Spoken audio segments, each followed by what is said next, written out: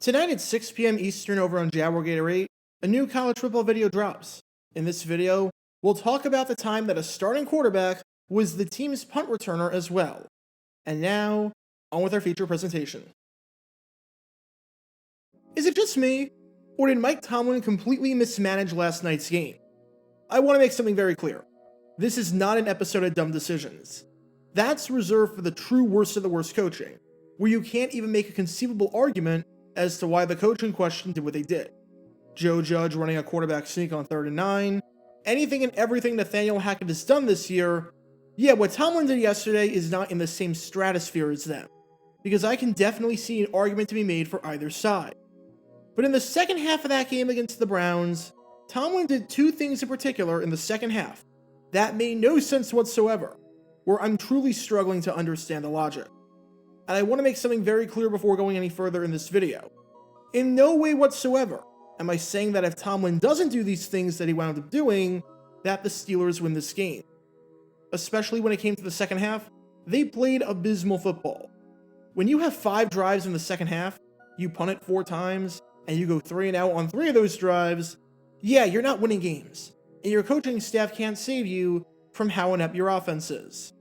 When you need it most, and not only do you go 3 and out on 3 straight drives, but you muster up 6 yards total on those drives, your offense crumbled, and your run defense allowed 4.6 yards per carry and allowed Jacoby Brissett to play one of the best and most efficient games of his career, you're not winning. Again, there is absolutely no guarantee whatsoever that if Tomlin doesn't do the things I'm going to mention in this video, that the Steelers win. It might not make any impact on the outcome whatsoever. But Tomlin definitely didn't help his team's chances of winning by completely mismanaging the second half of this game. Before I talk about the actual plays in question, for those who aren't watching this in the immediate aftermath of the game, here is an extremely brief recap to understand how we got to this point, as well as the importance of this game. It's September 22nd, 2022. It's week 3 of the NFL season, and we have a big AFC North game on Thursday Night Football between the Cleveland Browns and the Pittsburgh Steelers. Aside from the fact that this is a pretty big rivalry game, and a rivalry that has only heated up in recent years, this game means a lot on the standings and the future of the season. Both the Browns and Steelers are 1-1 after 2 weeks, so the winner not only gets to be above 500 at the end of September, and not only picks up a divisional win that could be absolutely critical for tiebreakers down the road, but takes first place in the division for the moment, as they would be the first team to reach 2 wins. And as we've already established, by the end of the game, it's the Cleveland Browns who came out on top, taking it by a final score of 29-17, with Pittsburgh never really seeming like they would be able to threaten in the fourth quarter to come back, after their offense completely sputtered following a decent showing, all things considered, in the first half. And there were many reasons why the Steelers lost this game. Brissett had, outside of his game against the Texans in 2019 where he threw 4 touchdowns and no interceptions, the best game of his career.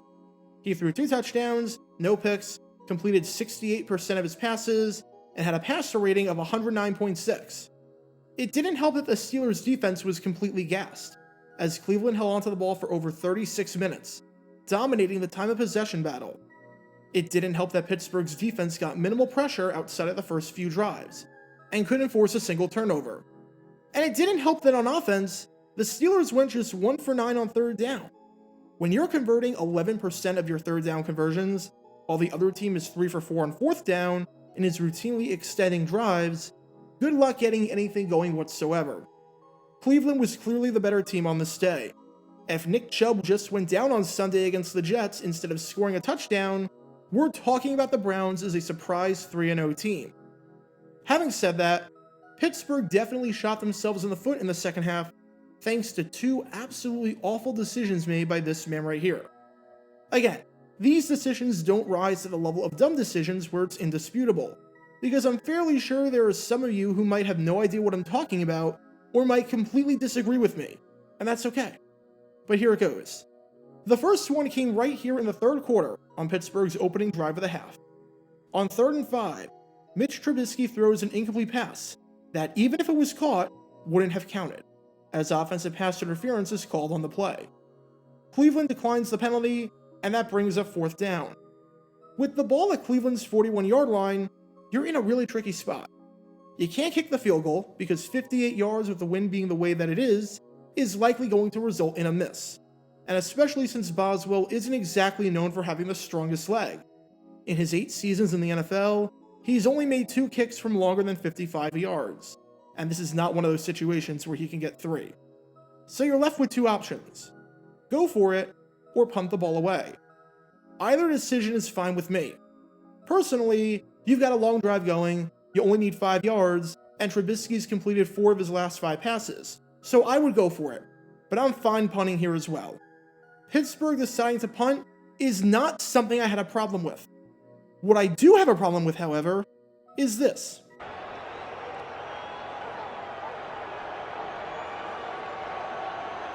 Trying to draw Cleveland offside if nothing else. So let me get this straight.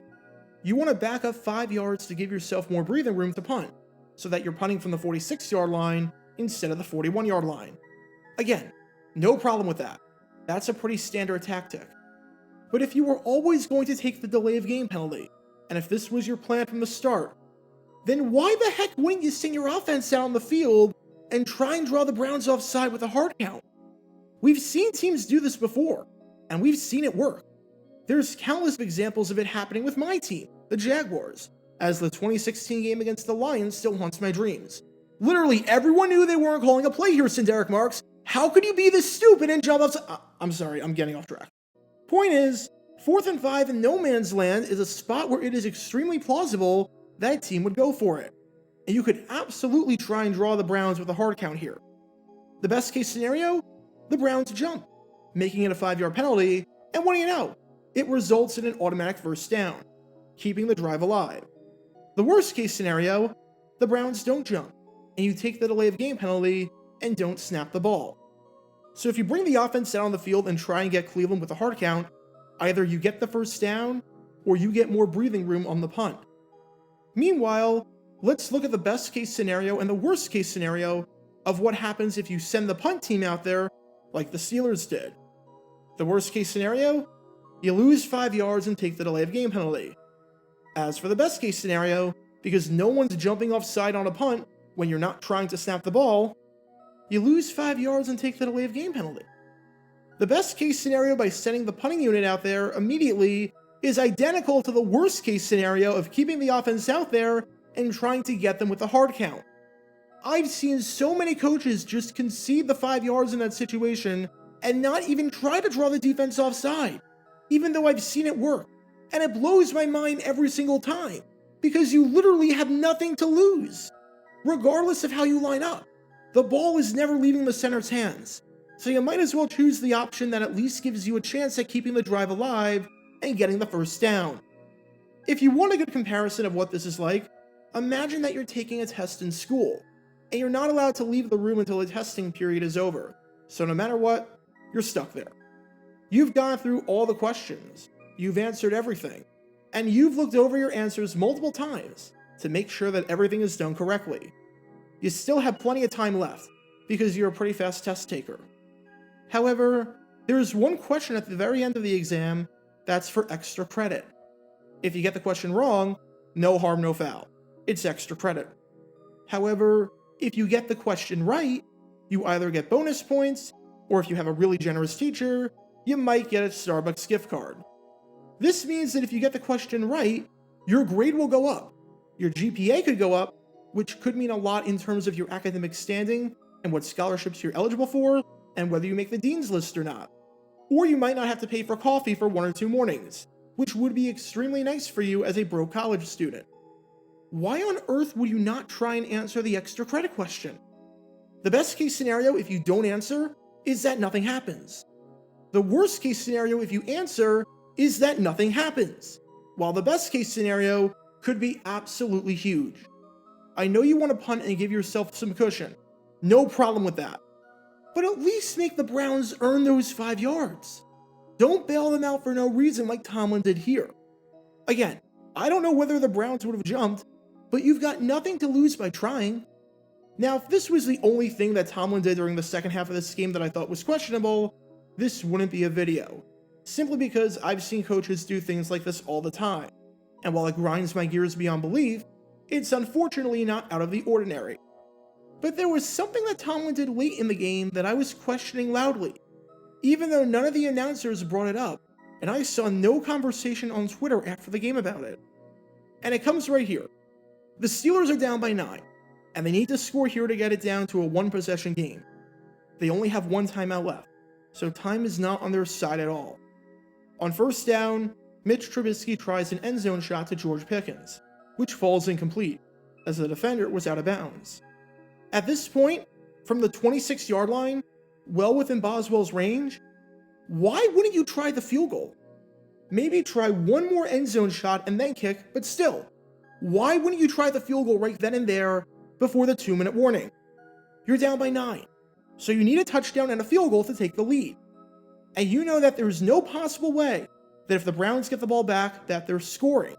If you try the onside kick and it fails, the only 2 possibilities are that the Browns punt the ball away, since the onside kick would be recovered around the 47-yard line, and in the worst case scenario where you still get a stop, they're not trying a 55-yard field goal in this wind and risking the possibility of giving you great field position.